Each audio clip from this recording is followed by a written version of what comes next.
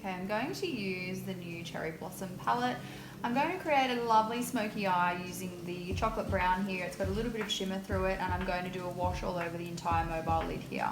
Okay, so I'm using a tissue to catch any fallout here, so it just protects the base. And I'm just using a firm, flat, bigger size blending brush just to press the shadow initially onto the mobile lid, just no higher than the socket line, keeping my edges soft. So the initial laydown of the product goes close to the lash bed, and then the excess on the brush gets worked up and across. So that allows your edges to be nice and soft, ready for your transition into your next shade. Just look straight ahead for me. Okay, next up we're going to transition this smoky eye using this shade here, which is a beautiful matte, almost like a taupey color. And I'm just using a blending brush to gently place this on the socket line. So I'm just transitioning from the darker shade and keeping my edges soft, and we don't want it to creep too high up the eye, but we're going to get a nice halo effect coming through off the original color that I laid down, so that when Katie does open her eyes, she will have that beautiful haze above her socket line. So edges nice and soft. I'm bringing the eye out to the outer corner very slightly here, just to pull the eye out. And just open for me, lovely. Okay, next up we're going to transition into this beautiful pinky shade up here.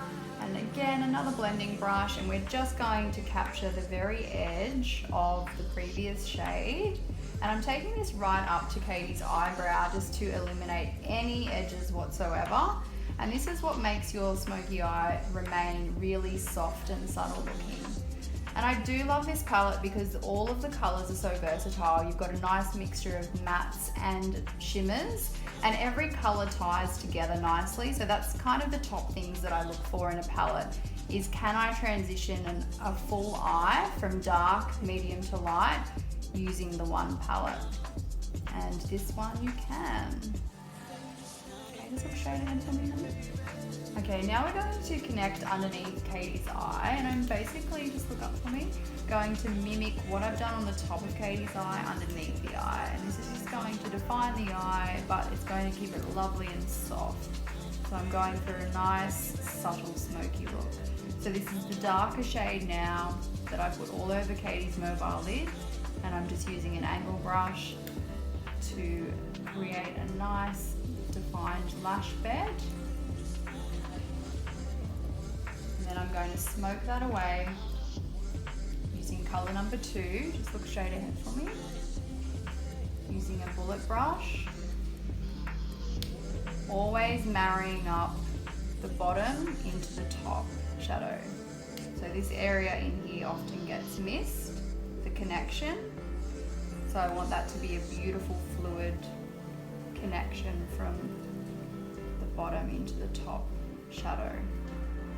And you can see that by doing this, it's really opened up Katie's eye. Her eye should look a lot bigger now that we've shadowed underneath the eye.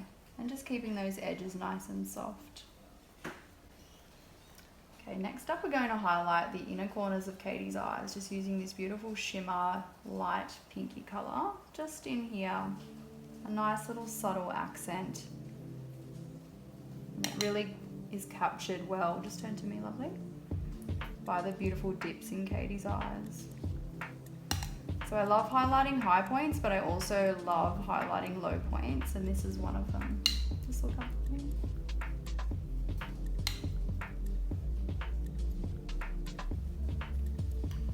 Okay, next up I'm actually going to use this shade here just as a blush on Katie's cheeks. Just a light, subtle glow in the apples of the cheeks. This is a super versatile palette because you can use it on the eyes and the cheeks as well.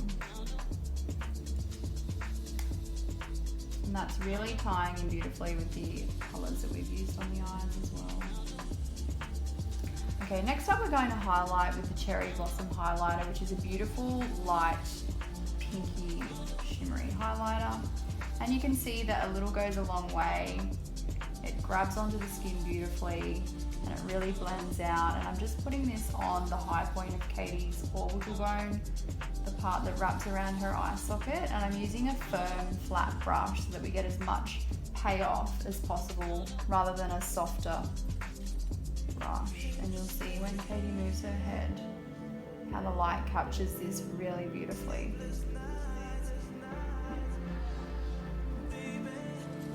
We're also going to apply, I love highlighting a little dip in here and a little bit down the nose, not too much, just a nice subtle glow, and also the Cupid's bow, which makes the lips look nice and juicy. Okay, so just to eliminate any hot spots where you've got a little tiny bit of shine, I'm just using the mattifying powder here, just on the forehead. You never want to have any shine on the forehead, through here, and also on the chin. So it's a really nice fine mattifying powder that you can actually apply before the makeup goes on as well as after the makeup if you're doing any shine control. Okay, next up we're going to finish the look off by creating this beautiful lip. This is one of their lip tinted sticks. So it's just like a sheer, almost like a glossy finish, but it'll be a little bit more long wearing than a gloss. It's a beautiful colour. I'll just turn it a little bit. And it just glides on, so it's not dragging across Katie's lip, which is nice. So really easy to apply, really hydrating. You can see the colour's more sheer than perhaps it looks, which is a nice subtle lip colour. Just smell a bit from the lip.